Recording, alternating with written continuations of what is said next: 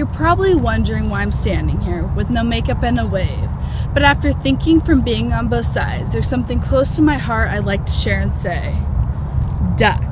Now replace the D with an F to spell F-U-C-K. I know if I said that word now, I'd get less of a reaction than I would back in the day.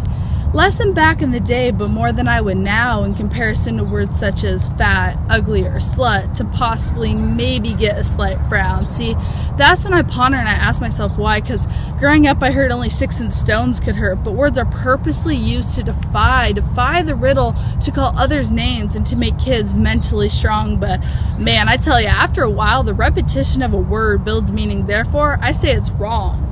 It's a cycle of words, a cycle of words that hurt, a cycle that looks like a recycling triangle that could be abolished, that we can convert. A is insecure, who calls B names to feel better. B does the same to C, and C to A, therefore they're all kind of tethered.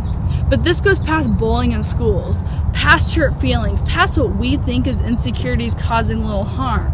Like I said earlier, meaningless words become words girls start using to describe who they are. That girl you called ugly became depressed, and the day came where you completely destroyed her self-image. She went home and popped all the pills she could because she didn't think life was worth living. The girl called fat every day just wants to be accepted, so she starts throwing up every meal. She's 15, 120 pounds, and thinks losing 10 pounds will be her psychological heal. That slut who sleeps with any guy may not have a dad. She hopes they aren't one-night stands because in actuality she just wants to be loved so bad.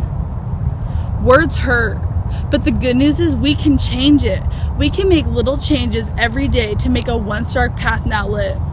It's scary to walk alone, and we think no one else struggles with self-image.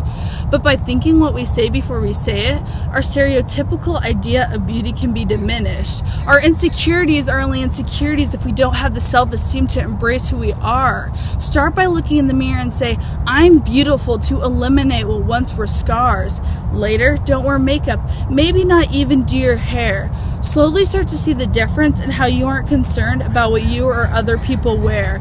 Physical characteristics are beautiful, but true beauty comes from within. Negative people excrete a repellent, while positive ones give out a vibe you want to take in. Words hurt.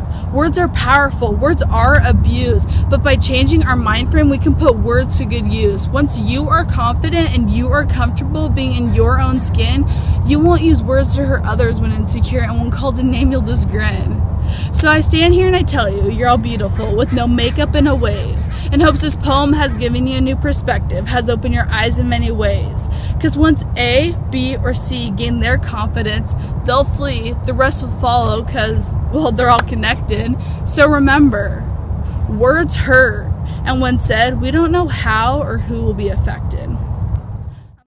Hi, I'm Leah. I wrote this poem straight from my heart as I struggled with self-confidence and low self-esteem issues for the majority of my life. I wrote this poem based on the riddle, sticks and stones may break my bones, but names will never hurt me, as a way to illustrate bullying and how our words have major effects. And even though sometimes we don't mean them to be harmful or hurtful, they can affect someone in more ways than we could imagine. I hope you enjoyed this video, and I hope that you can share it with someone in your life.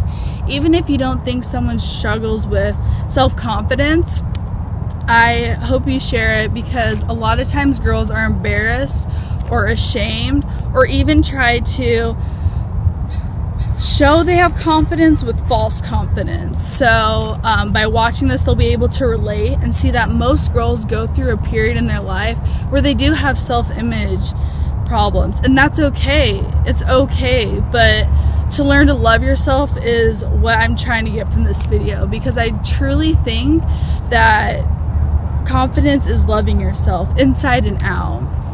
Lastly, I want to give a huge shout out to my best friend Sarah, who's been my role model growing up. She is the most confident, most carefree, loving person I know, and has pretty much shown me what confidence is my whole life, and it's only recent till I try to apply it to my life. But she has really inspired me to want to love myself, so hopefully this is inspiring you or can help you relate or decide that you want self-confidence too, because it's awesome. So thank you for watching, and remember, words hurt.